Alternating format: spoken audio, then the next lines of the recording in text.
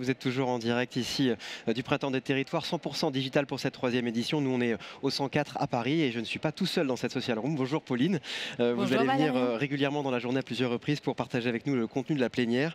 Les premières heures sur cette scène principale ont véritablement, Pauline, donné le ton de ce Printemps des Territoires. Effectivement, Valérian. Et ce ton, c'est Olivier Zichel, le directeur de la Banque des Territoires, qui l'a donné. Ce printemps, c'est l'occasion de rappeler l'importance, la nécessité du lien. C'est grâce à lui qu'il est possible d'espérer, de rester ou de retrouver cet optimisme indispensable pour envisager le futur. Ce lien, ce contact, ces interactions avec les territoires ont été maintenus, préservés, encouragés par la Banque des Territoires. Ceux qui représentent, qui incarnent ces territoires, ce sont les élus. C'est avec ces hommes et ces femmes qui ont l'amour des territoires, comme l'a rappelé Gisèle Rossa-Mignot, directrice du réseau Banque des Territoires. Eh bien, ce sont les interlocuteurs privilégiés de la Banque des Territoires et elle n'a cessé de maintenir le contact avec eux. Cette permanence du lien, il s'est incarné sur la grande scène avec la présence de 3 élus.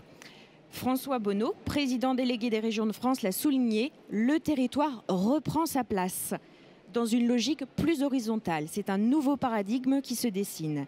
Cette dynamique qui se construit depuis plusieurs mois, elle fonctionne grâce à un travail en commun. Nous sommes plus forts ensemble. Ce pourrait être un slogan, mais ce sont les mots de Josiane Corneloup, présidente de l'Association nationale des pôles d'équilibre territoriaux et ruraux.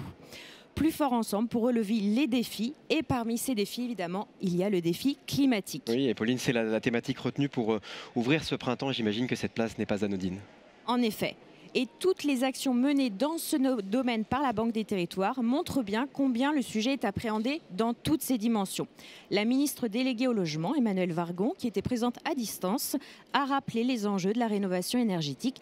Les bâtiments sont responsables de l'émission de 25% de nos gaz à effet de serre et par ailleurs, des millions d'habitants sont en situation de précarité énergétique. Pour adresser ces questions en particulier, le plan de relance consacre 500 millions d'euros à la rénovation des logements sociaux pour éliminer les dernières passoires énergétiques du parc social. Et donc, pour illustrer l'innovation dans le domaine de la rénovation énergétique, nous sommes partis en région, à Nantes, avec François Prochinson, qui est conseiller municipal de la ville, pour découvrir un exemple de modèle vertueux avec la mise en œuvre d'EnergySprong. Alors, qu'est-ce que c'est EnergySprong? Eh bien, c'est un dispositif qui se donne pour objectif la massification radicale. C'est le nouveau normal selon son directeur. Grâce à cette approche, on change d'échelle, on agit plus vite, plus fort et plus efficace. Avec le soutien de la Banque des Territoires, évidemment, qui accompagne financièrement ce projet. Ainsi, à Nantes, l'objectif, c'est 1500 logements réhabilités chaque année. On peut donc parler à ce sujet d'une viralité positive de ces dispositifs très innovants. Et après les bâtiments, il a été question, Pauline, d'une ressource rare, et c'était le cas, on l'a abordé ce sujet. Et oui, la ressource rare, eh bien, c'est l'eau, Valérian, bien sûr. Elle est rare et il existe un véritable risque de pénurie accentué par le réchauffement climatique. Cette situation, Laurent Roy, qui est directeur général de l'Agence de l'eau Rhône-Méditerranée-Corse, il était sur le plateau, et bien il la connaît bien. Dans la région Rhône-Méditerranée, 40% des bassins sont en tension. Aller vers une gestion plus équilibrée de la ressource en eau, c'est donc une nécessité, un impératif. C'est cet objectif que soutient la Banque des Territoires avec une action globale, mise à disposition d'une offre d'ingénierie, signature d'un partenariat avec les 6 agences de l'eau et une enveloppe de 2 milliards d'aquaprêt destinée à prévenir les inondations et à soutenir la création et la maintenance de réseaux d'eau efficaces.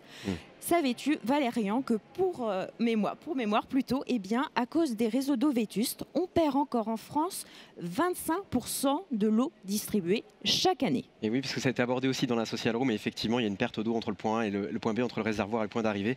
Et effectivement, c'est ça que la Banque des Territoires soutient notamment, c'est la rénovation de ces réseaux d'eau. Au cœur de l'enjeu climatique, il y a aussi, Pauline, la mobilité. Et oui, et pour ce sujet, c'est un fin connaisseur qui était sur plateau, Jean-Marc Janaillac, qui est aujourd'hui membre de la commission de surveillance de la Caisse des dépôts. Il l'a rappelé, malgré la baisse du trafic due à la pandémie, la question de la mobilité reste cruciale. Et pour saisir l'implication de la Banque des Territoires sur ce sujet, je rappellerai un chiffre, 400 millions d'euros. C'est le montant du plan climat consacré à la mobilité sous toutes ses formes et surtout évidemment les plus douces. Aujourd'hui, les alternatives à la voiture classique existent et sont encouragées.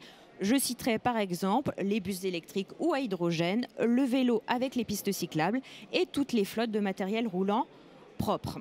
Alors, la mobilité, ce sont deux enjeux rappelés par Pierre Auboin, directeur de département infrastructure et mobilité à la Banque des Territoires, l'efficacité et la durabilité.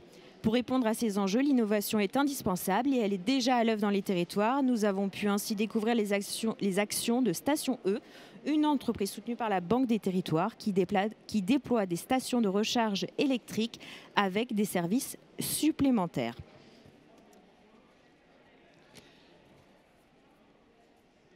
Et la suite, Pauline, effectivement, c'est la mobilité toujours. Oui, pardon, toujours la mobilité avec surtout une dynamique de décarbonation. Donc la mobilité, on le sait, c'est un domaine en pleine évolution qui nécessite de repenser l'organisation que nous connaissions jusqu'à présent.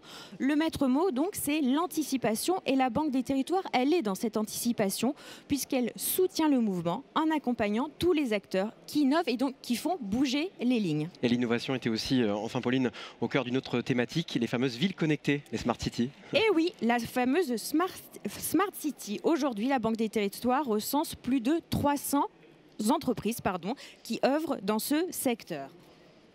La ville connectée donc recouvre une multitude de sujets, relations aux citoyens, éclairage public, parking. Nous en avons d'ailleurs eu un exemple très concret avec l'intervention d'une élue d'Angers, une ville très en avant sur le sujet. Le socle de la ville connectée, c'est la donnée et il faut organiser sa collecte, son exploitation dans le respect évidemment de la confidentialité. Cette approche numérique ne met pas de côté la dimension environnementale qui était évidemment et bel et bien le fil rouge de cette matinée. Et c'est complet. Merci beaucoup Pauline, on se retrouve tout à l'heure. À tout à l'heure, avec plaisir. Pour un autre compte rendu effectivement de ce qui se passe pour la plénière. À tout à l'heure.